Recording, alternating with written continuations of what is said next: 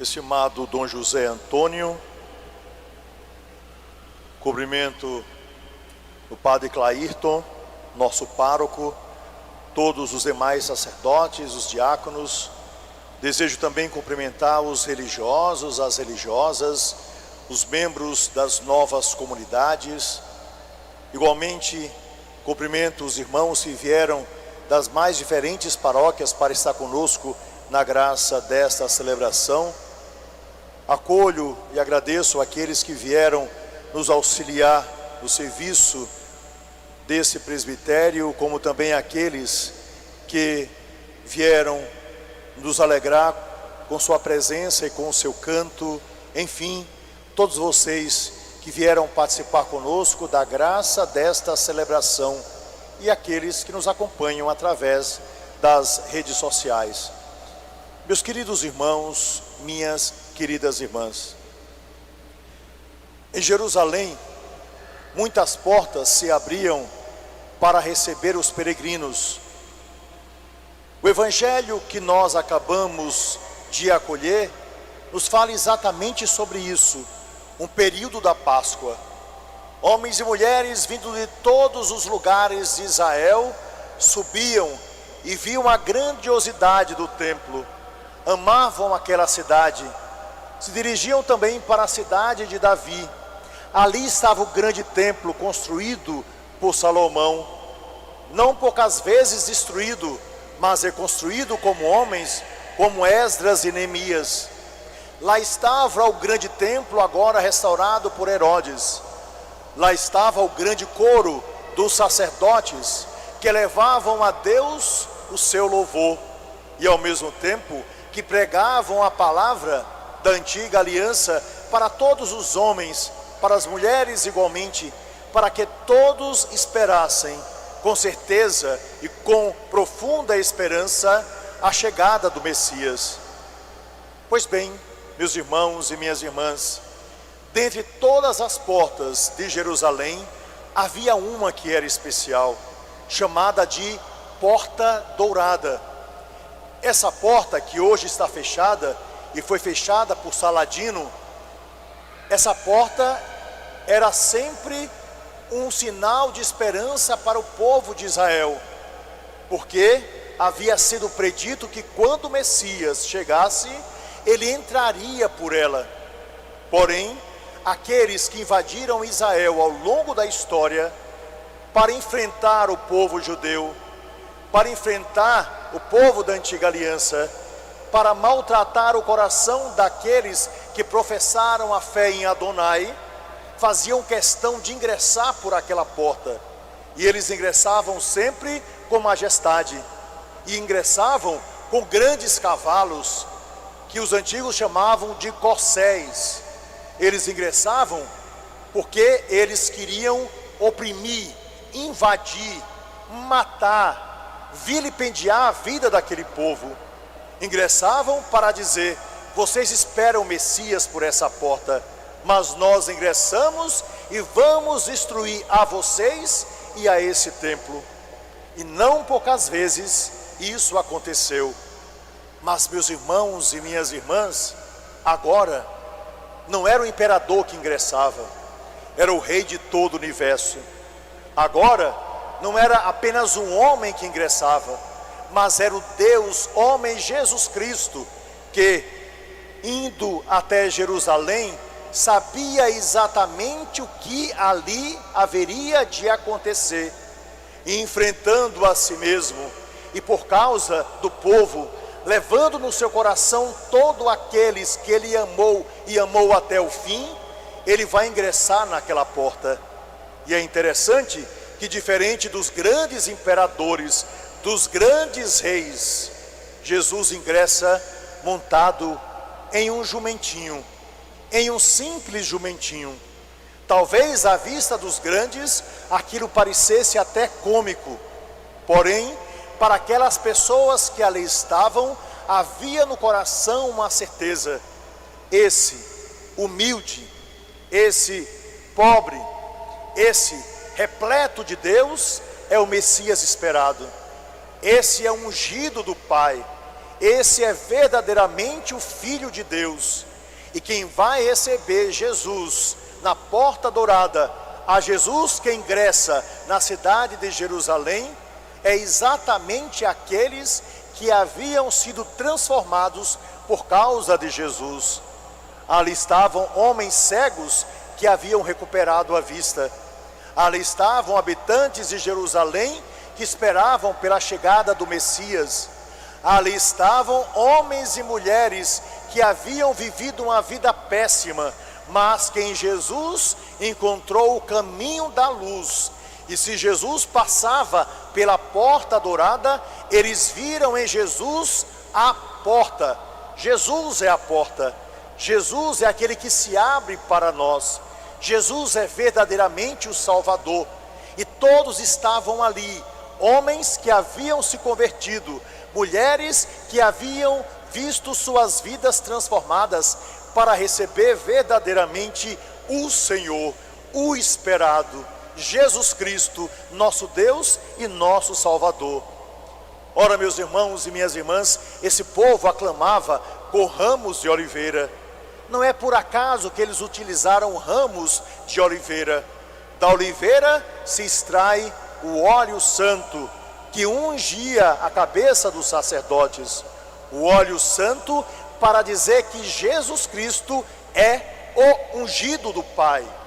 As oliveiras significava resgatar toda a história de Israel, resgatar toda a história de um povo que esperava e esperou durante muito tempo, resgatar a história dos antigos, desde Abraão, desde Moisés, desde Davi, desde Salomão, desde os profetas, desde os sábios, desde os juízes, desde todos aqueles que falavam da expectativa da chegada deste, que haveria de libertar todo o povo. E agora compreendido que seria o povo de Israel, mas também o povo de todo o mundo, de todo o universo. Ele é o Salvador. Jesus entra alegre, entra feliz, embora soubesse o que haveria de acontecer durante aquela semana. Reúne os seus apóstolos, celebra, dá para eles essa grande graça do seu corpo e do seu sangue, como nós vimos no Evangelho de hoje. Mas também, se existiam pessoas que ali estavam profundamente felizes com a chegada do Messias, havia sim, não apenas um homem dentro daquela sala que haveria de trair Jesus, mas um grupo de pessoas que falaram tanto sobre o Messias, que falaram tanto sobre a expectativa da chegada do Salvador, que esperavam tanto o Senhor, mas porque fecharam o seu coração pela inveja, como nós ouvimos no Evangelho de hoje, estavam maquinando a morte de Jesus. O povo dizia hosana ao que vem em nome do Senhor, e eles, naquele espaço sagrado que devia ter sido respeitado, maquinavam a morte do próprio Senhor do templo, Jesus Cristo, daquele que veio para a salvação, daquele que veio para transformar todas as coisas, daquele que veio para aquele povo e para todos os povos. E ali vem exatamente a grande tristeza, e dali sai exatamente aquilo que haveria de acontecer com o Senhor. Os que haviam sido transformados gritavam hosana, mas alguns que, instigados por aqueles homens que se viam ao templo, vão levar pessoas para acusar Jesus, para mentir, para poder confundir aquele que estava como juiz. E por ser um homem fraco, acabou aceitando a acusação de Jesus. Afinal de contas, aqueles que tinham fé pública, os que se viam ao templo, diziam que Jesus era um mentiroso, dizia que Jesus era um blasfemador, exigiam verdadeiramente que eles entregassem Jesus à morte. E assim, Jesus foi entregue à morte. Meus irmãos e minhas irmãs, na cruz está verdadeiramente todo o coração de Deus. Na cruz está exatamente os mais belos sentimentos do Salvador da humanidade. Ele perdoa a todos, Ele a todos ama, Ele vai até o fim no projeto do Pai, para que a salvação chegue até nós. Não foi por acaso a vida de Jesus durante esses 33 anos que Ele esteve em nosso meio. A cruz foi a exaltação máxima de uma história de amor que não terminaria na morte, mas nos encaminharia para a ressurreição, para a vitória, porque Ele é o Senhor.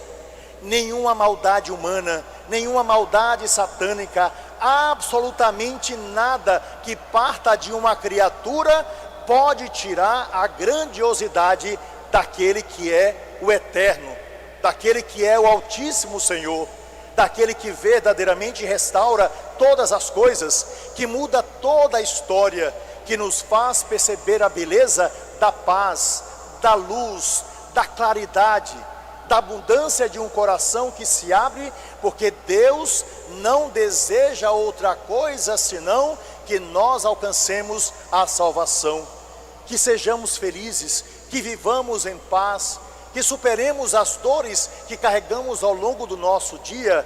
Se nós nos achamos grande, imaginando que podemos carregar a sua cruz, Ele pede que carreguemos a nossa, porque afinal de contas, ao longo da nossa vida, só Ele, Jesus Cristo, pode nos ajudar como um verdadeiro sirineu a superar o peso de morte que circunda a nossa existência e de toda a humanidade, para que a gente resgate a esperança, para que sejamos pregoeiros da vida, para que levemos ao coração de cada homem, de cada mulher, essa história nova, porque afinal de contas, cada um de nós precisa fazer uma escolha. Ou nós estaremos entre aqueles que, se sentindo perfeitamente restaurados pelo Senhor, aclama com ramos de oliveira e coloca aquele tapete na simplicidade de um caminho por onde Jesus vai passar, e Jesus deseja ingressar em nossa vida, deseja nos levar na sua história, deseja nos dar a salvação, e por isso nós o aclamamos como Senhor.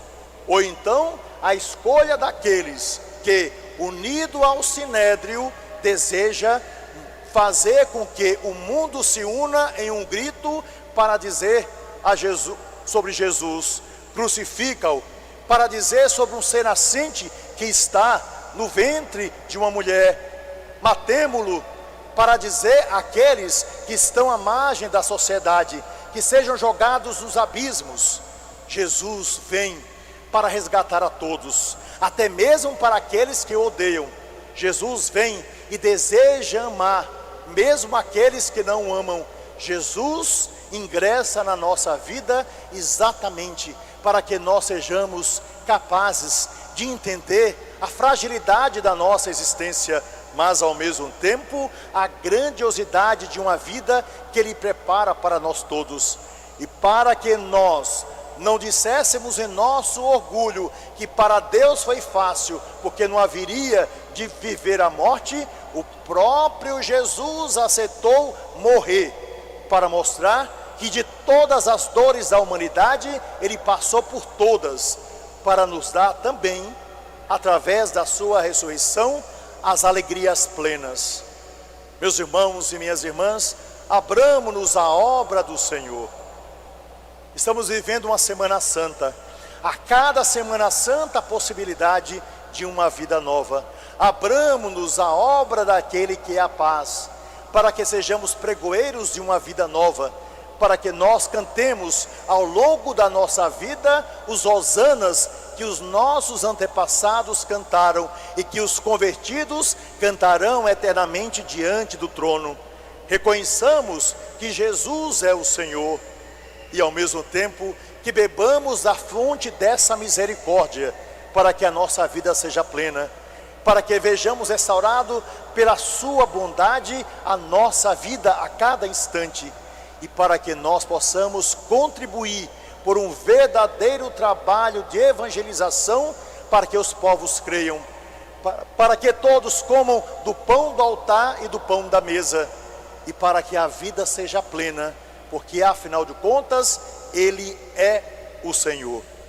Que essa alegria transborde em nosso coração e que esse domingo de Ramos nos faça viver uma quaresma por aquilo que Jesus nos deu, principalmente por aquilo que Ele é, e inegavelmente por aquilo que Ele deseja que nós sejamos. Para concluir, existe uma história muito simples, mas que resume de algum modo em uma frase tudo aquilo que nós vivemos no dia de hoje. Pois bem, Jesus estava para entrar em Jerusalém e pediu que um de seus apóstolos buscasse um burrinho, porque ele desejava ingressar em Jerusalém sobre o lombo de um burrico, como nós hoje acolhemos pelo Evangelho. Jesus começou a entrar em Jerusalém. Todo mundo começou a aclamar a Jesus e colocar tecidos e ramos de oliveira também pelo caminho.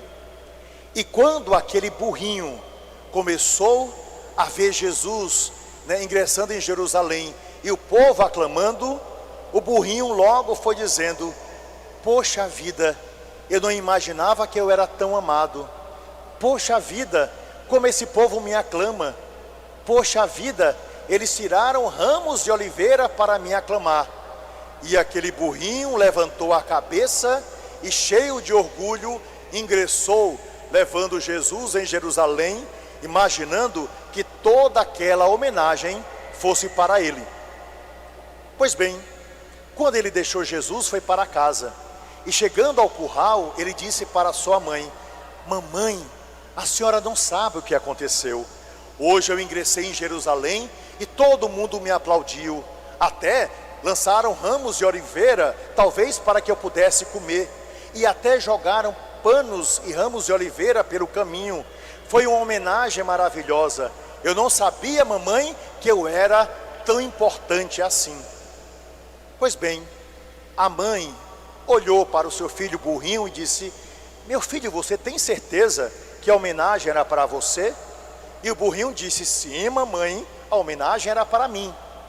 Então a mãe disse: pois bem, no próximo domingo você vai entrar pela mesma porta e eu quero que depois você me diga qual foi a reação das pessoas.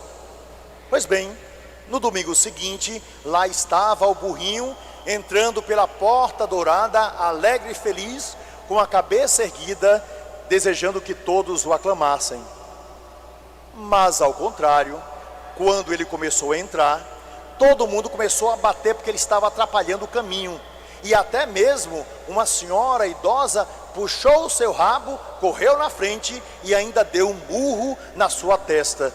E ele, entristecido por tanta violência, foi para casa chorando. Quando ele chegou, disse: mamãe, olhe, os homens e as mulheres me maltrataram e eu não sei qual o motivo disso. Então a sua mãe disse: mas meu filho burrinho, o que aconteceu com você? Afinal de contas, você disse que existia um homem sobre o seu lombo no domingo passado. E o burrinho falou: mamãe, quem estava sobre o meu lombo era um homem chamado Jesus. E a sua mãe concluiu dizendo: meu filho, sem Jesus você não passa de um burro.